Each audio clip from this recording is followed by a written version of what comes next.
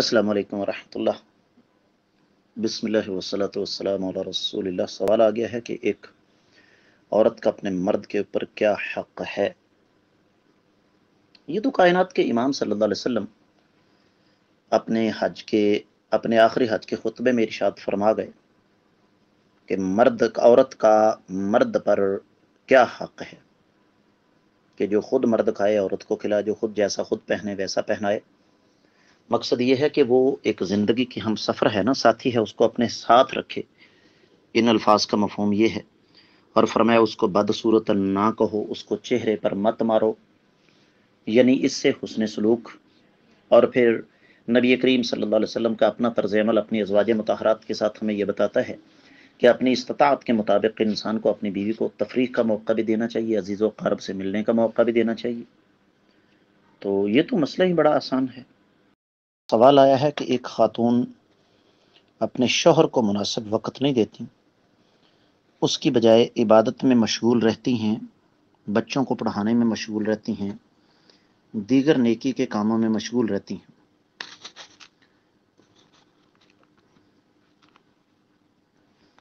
تو کیا یہ ان کے لیے جائز ہے؟ بالکل جائز نہیں ہے۔ اللہ کے رسول صلی اللہ علیہ وسلم کے پاس ایک صحابیہ اپنے شوہر کی شکایت لے کر آئیں کہ جی یہ مجھے نفلی روزے نہیں رکھنے دیتا، تہجد پڑھنے سے بھی منع کرتا ہے۔ نبی علیہ الصلوۃ والسلام نے اس صحابی کو بلا لیا کہ جی آپ ایسا کیوں کرتے ہیں؟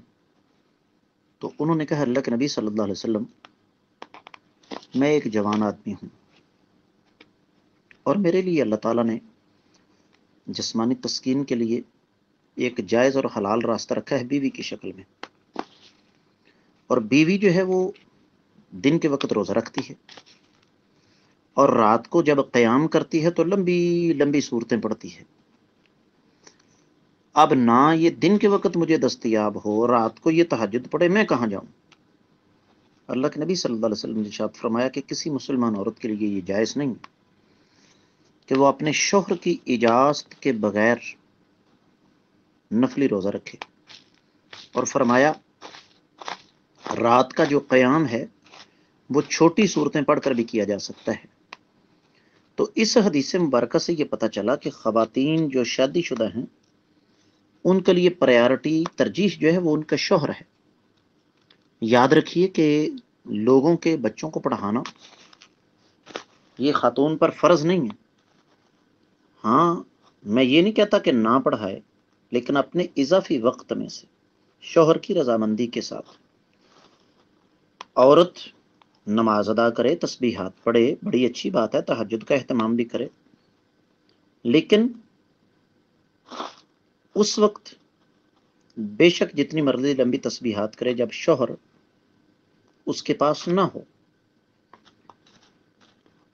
کیونکہ رب کائنات نے سسٹم ایسا بنایا ہے، نظام ایسا بنایا ہے کہ میاں بیوی جو ہیں وہ ایک دوسرے کا لباس ہیں، اور جب لباس انسان کا ساتھ نہ دے گا تو انسان ننگا ہو جائے گا۔ اور یہ صرف بیوی کے لیے نہیں بلکہ شوہر کے لیے بھی یہی کچھ ہے۔